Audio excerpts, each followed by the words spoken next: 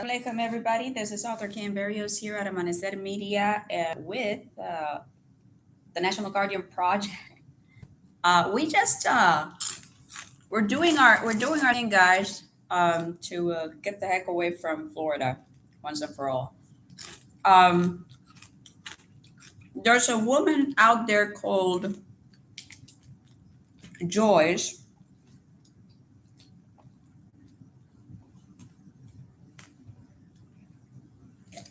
who needs to get her bearings. Like Justin Trudeau and Katy Perry need to get married. Um, I'm sorry that things didn't work out for you, but we unfortunately are unable to help you. Um, we've done what we could. Um, Now, praying for the devil is something I won't do.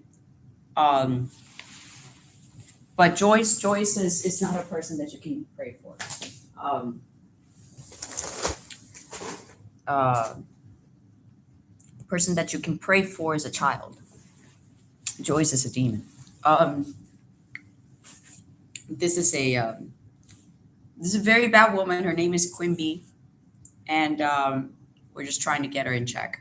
Um, Not really sure what her deal is, uh, but um, but it's going to be found out. Anyway, she's trying to convince people like that she's holy, like a Christian, but she's a Satanist. Um, anyway, we're here doing some work with the national exploitation line for children, um, and filing some complaints, just doing some general work for victim advocacy. And this is just some of our first work here with the National Guardian Project. Um, it doesn't take a very long time, guys, to make a report. If you know something, say something. Um, these forms are usually anonymous. Um, you can also give your name if you want to. Um, you can advocate for people, sometimes in ways that are just over the mandatory reporting, or just personal choice reporting. Um, you can go to court. You can testify in favor of persons who need it, especially children. So do not leave that behind. Do not leave children behind. There is a lot of abuse out there, and that's exactly what we're going to talk about today. We are unmasking ritualized abuse. We're going to talk a little bit about law, culture, faith, and the mandate to protect ourselves and the vulnerable. And I want to just go ahead and welcome you guys here, friends, advocates, protectors, scholars, and every survivor out there who walked into this room with courage in their bones. Um, and the reason I want to talk about this is, well, first of all, I'm a victim of ritual abuse. I'm a victim of, unfortunately, it started with ritual abuse and it expanded into religious abuse. And it's very disconcerting the way that it went. But along the way of finding out who my perps were, I also found out that there were Christians involved. Um, Christians who didn't know and still don't know what they were doing. People who believe that Jesus is Michael, um, like Adventists and Jehovah's Witnesses and um, Methodists, who believe that Jesus is Jesus. There's been a whole lot of confusion going on, but um, I've not been without help. And the reason that I want to talk about this today is that I know for a fact that there are very terrible things happening in our country, that nobody's going to be able to talk about because not everybody knows them. But there is something that you do know that everybody who lives here knows, and that we can discuss without the need of prophecy, and that is the First Amendment. The First Amendment protects freedom of speech and right to free exercise, um, which is which are both not completely grave mistakes, but in some forms not perfect. Um, these laws are not perfectly made, and they're not perfectly made to fit the Torah. And in a nation that has just declared that they're rededicating themselves to God, I think that, well, that conversation needs to change now. The conversation that the Constitution it's having is having with itself on a piece of paper that is, registered as law, as completely binding and punitive of certain crimes and abiding in certain rights. No, um, we need to change that conversation, and I can't really speak very much to this show because when I watched it, I was still in sin, and this is a sinful show. It's called Mad Men. It was on HBO some years back. I'm not going to recommend it, even though it was a well-made show. It is a show that I would never watch again. Um, it has, it is involved in a lot of human excrement, and um, well, let me rephrase that. It is involved in a lot of sin. It explains the life of men of Madison Avenue, advertisers. And the advertising world in general, and how the times of the 50s, 60s, 70s were completely berserk in terms of how relationships were, how women were objectified, how men took on power and did whatever they wanted. Um, and It follows the life of a man called Don Draper, um, who is a very multifaceted character and very interesting uh, psychological subject for psychological dissection. But truly, we don't need shows like this one. What we need is shows that drive us away from those kind of acts. Um, at the end of the show, he does become his own person and stops doing all the bad stuff he was doing, but he joins a Buddhist group. So I can't really say that he found anything. Not peace, not harmony, just, more expensive suits to buy, like yoga pants. Um, anyway, um, so we're going to confront this subject of ritualized abuse. Um, And what I want to first discuss is the fact that this subject hides in the shadows.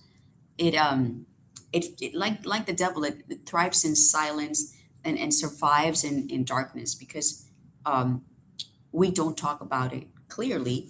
And the reason is that people don't want to, unfortunately, because of the First Amendment and the way that it's been crafted to fit any belief, not not a belief in a God, but just any belief. I mean, I'm talking about stupid things like I believe that if a star falls from heaven and it falls in the water at 12 midnight, tomorrow I'm going to grow wings and I'm going to fly to the moon, and God is going to make me queen of everything. And the next day I'm going to win the lotto. And that's my religion. And that is completely valid. That's completely insane. Do you want to know what that is? Freedom of expression and freedom of religion, but it is also paving the way to mental illness. Why do you do that to your country? I don't understand. So I want to talk about this subject because we need to change free exercise. And we need to change the way that we view um, freedom of speech because we're killing ourselves. And then we are wondering why we're $37 trillion in debt, you know? So ritualized abuse, we're going to talk about it, not the Hollywood version, not the Blair Witch Project version, not the internet rumor version, not the Harry Potter fan fiction version, although Harry Potter is very much involved in ritualized abuse. Um, I mean, the real documented patterned, coercive, symbolic, and group based forms of abuse that offenders wrap in ritual ideology or ceremony to confuse, intimidate, and control. Um, Give me just 1 minute. Everything just gets difficult when you're trying to do the right thing. Ooh, okay. All right. I'm sorry I talked about Don Draper at all, or the Madman. Um, every time I talk about anything that has to do with Hollywood nowadays, as a victim of ritual abuse, it goes really badly. Um, Guys, I'm gonna be really honest with you. Hollywood is caca. It's burning, and just stop spending your money on it. Start doing things that are better for you, like educating yourself. Um, Go to school, read books. Some of them are, better than others. Oh, guys, look, it's 6/26, 2026. It's a good date. Um, and Yeah, I'm really sorry that I talked about this. I'm not trying to popularize this stupid show. I wish that it hadn't existed. I wish that HBO were dead. And what we really need is wholesome media, which is what I do. That is what Amanecer Media is all about. I want to tell you a story, actually. When we crafted our logo, we asked for it to be made in a way that it would surpass any Bad Bunny concert or Lin-Manuel Miranda uh, play. And we gave it all of our symbolisms are light symbols, and they come from the Bible. Um, so the sunshine, the rising in the morning, awakening, um, the pomegranate, the rainbow, it's all rooted in God, Adonai, not the God of the universal church, not the God of the devil. And let me explain something to you. The devil doesn't have a God. He thinks he's God. That's the problem. That was a problem from the beginning, that he wanted to be like God. So, um, I want to start this post by saying this. Religion does not cause abuse.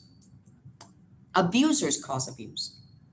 Now, religion, if it is the wrong kind of religion, like for example, if you're following Satanism, if you're a Freemason, if you believe in Illuminatiism, if you think that you are a fairy um, with magical powers, uh, and that merfolk are, benign creatures, um, if you believe in KKK, neo-Nazism, all those things are belief sets, right? And they can be construed also as worship in some forms. Most of them they are. And what I want you to know is that religion does not, even though that is true, religion itself does not cause abuse um, to other people, but it can. Um, in my perspective, if you're not following the Torah, if you're not following the commandments, religion can cause the problem that brings on abuse for yourself and for others. Um, but the existence of religion itself does not cause abuse. Abusers cause abuse, but abusers often hide behind religion, culture, or ritual practices to justify it. And that is why we need to talk about it. Because unfortunately, in this country and in others, there is legal justification for religions that do end up in, or and belief sets that do end up in abuse. I became a victim of ritual abuse in the stupidest way. Met a man on a website on OkCupid, and that was it. That was all there was to it. OkCupid is unfortunately a place where there are a lot of predators, so do not go there. Um, by any means or forms, please try to meet people in an organic way. If you want to go online dating, I would tell you go on something more like Christian Mingle. Um, I'm not really sure if that really works either. The internet is just a place where a lot of people hide. It's easy to hide there. It's better to meet people at church or the grocery store. Um, well, you don't always meet quality people at the grocery store, but um,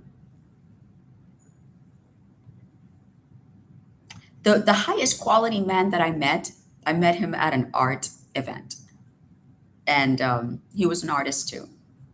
That's all I can tell you. But I didn't end up marrying him because I was a sinful person. Um, I'm not here to talk about my ex boyfriends. I'm here to talk about what ritualized abuse actually is in 7 minutes. Ritualized abuse is not one thing. I'm not going to give it to you just 7 minutes. Ritualized abuse is not one thing. It's actually a pattern, a method, and more importantly, it's a psychological weapon against you and against others. It includes symbolic or ceremonial elements, hierarchy or group identity, ideological justification, repetition or structure, coercion, secrecy, and fear. And sometimes that coercion happens under the influence of drugs or alcohol or other uh, types of substances like it. A sense of sacredness is used to silence victims. And I want you to pay attention with this to this last one because it specifically pertains to the First Amendment. Unfortunately, when you look at it, when you frame it the way that the legal system works, unfortunately, if you're a victim of ritual abuse, and I can tell you that myself because I've been trying to fight my case for 7 years or more, for 7 years, and I haven't been able to find a single person who fully, wholly believes my story or who can fully, wholly help me to put these people, even in an investigative, you know, um, what is that called? Um, I'm sorry, I'm getting a message. Um, even in an investigative way, I can't get very many people to help me out. And if they try to help me out, they end up hurting others. Apparently, you know what? I haven't really asked anyone but the FBI, and I think the FBI is trying to help. I just I just don't know why they won't talk to me. I think that they're trying to figure out where everything is coming from and if I have anything to do with it too, if I'm committing any crimes, etc. Um, I know they're following me, um, but I just wonder which of all the people that I've seen following me who have talked to me are FBI or if they're state actors from other countries or if they're perps uh, trying to fool me into believing that they're FBI. It's such a big fat problem, to have. But it's okay. I'm resilient and I have gun. Um, so it appears Second Amendment, guys. Anybody out there who says that Christians can't own guns, they do not know the gospel. Um, so So where does ritualized abuse actually happen? Where do we find it? Because when you look at the legal panorama, and you go to law enforcement, for example, and you go into hospitals and you talk to psychs or medical practitioners, and you say, "I'm a victim of ritual abuse." Oh, okay. Jess really wants to talk to me today. Um, Sorry about that. Um, Thank you for the cooler.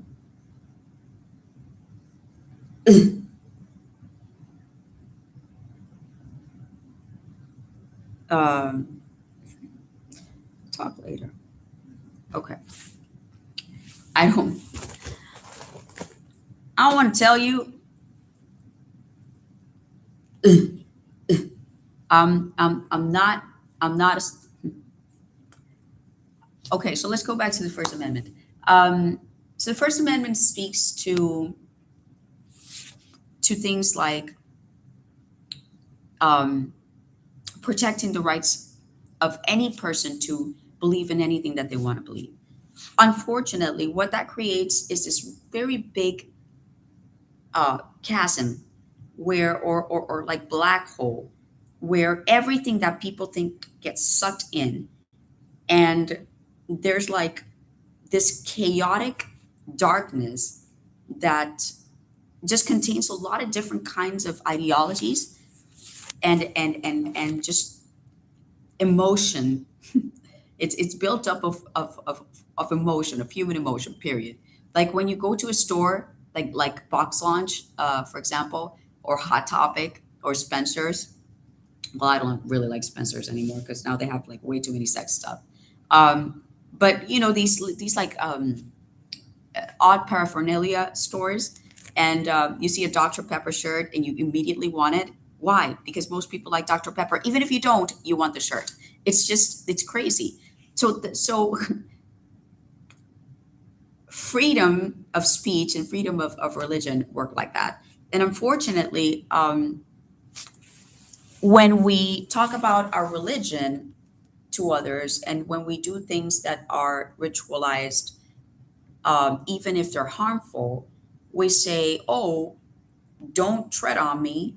You know, don't tell me what. Like if you tell a person, "No, but it's not right to do like a love spell," and a spiritist or a santero or something or witch will say, "Oh, don't tread on me because that's my belief, and that's protected by my by my religious rights." It's like, but what you're doing, what we need to see is that you're trying to make it look like it's sacred, but it's not. Just because you believe in something, it doesn't make it right. I'm sorry, but that's the part where freedom of religion is failing. We are not, the law is not protecting people from things like love spells because they see it as something petty and small, and they don't have any way to evidence that any harm is coming from it. But if we believed in the spiritual world the way that the Bible explains it, rededicate to 50, guys. Um, and even before that, this country was founded as a Christian nation. And every one of our sitting presidents has said that they are Christian and they have sworn themselves on a Bible. So when you go to the courtroom, they say, so help me God at the end of the vow when you start, um, any trial. And our coin system says, "In God we trust." Give me 1 minute, guys. Um, no, they're gonna have to go later. Um, so what I'm trying to say is that we need to change this now. Now, ritualized abuse, like we can't just go around saying that all of our religions are sacred. We cannot just continue with that lie. It's a complete fabrication that came from somebody who came into this country to destroy it, just like Obama destroyed us with LGBT laws. And yes, I'm going to talk boldly about these things. This is one way in which freedom of speech does work. Okay. Now, where do we find ritualized abuse? Because we don't know anything about it. Well, I can tell you that high control religious groups have it, trafficking networks have it, gangs have it, extremist organizations have it, online communities have it, pseudo spiritual healing groups have it, exploitative mentorship structures have it, and unfortunately, family systems have it. So this falls out of just being about theology. It's about power, it's about control. And offenders know that if they wrap abuse in ritual, victims become confused, ashamed, or spiritually terrified. And unfortunately, because we live in a country that has such a thing as free exercise and freedom of speech, victims are also silenced and kept in the dark. They are terrorized, basically. But let's talk a little bit about that First Amendment, okay? U.S. law and religion, they're as contrived modernly as anything can be. But the reason is that the First Amendment exists and that we did something in the beginning called the separation of church and state. If there had not been a separation of church and state, we wouldn't have this, mess in our heads, you know? Now, here are some key rulings that you can go back to understand a little bit about ritual abuse and First Amendment. Reynolds versus the U.S. It exposed that religious duty is not a defense to crime.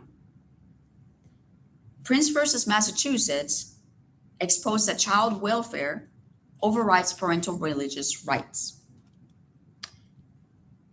And the Employment Division versus Smith exposed that neutral laws apply even if they burden religious practice. Give me a minute, guys.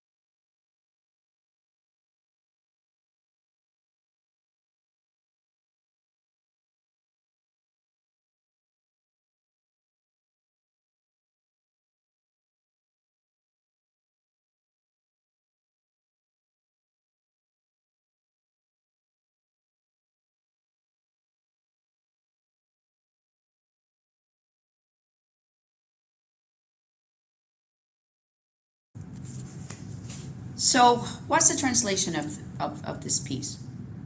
You can believe anything, you cannot do anything. And here are some relevant US laws to this: federal trafficking statutes, child abuse laws, RICO, anti terrorism laws, drug facilitated crime laws, mandatory reporting, and disability and mental health protections.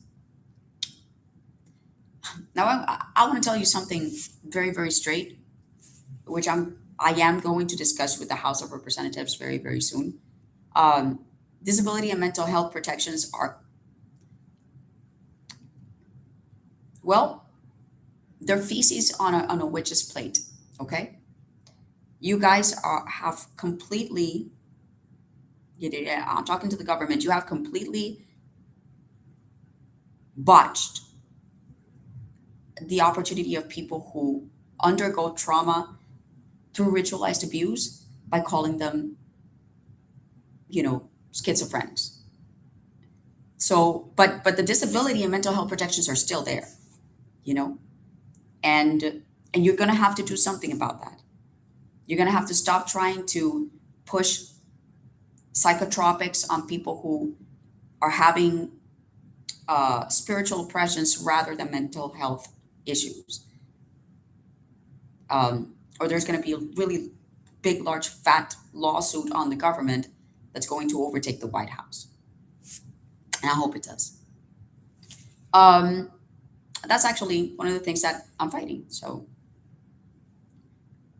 where the US fails, well, because we don't want to talk about the problem, because we think that the pointy hat witch is a friend and an entertainer instead of harm and a threat to your life and to your well-being. Um, we don't talk about it. We don't want people talking about it. We call people crazy about it. So as a result, there is no information being shared between departments that can help us. So there's no national database for not even for research, you know? Um, and the research comes from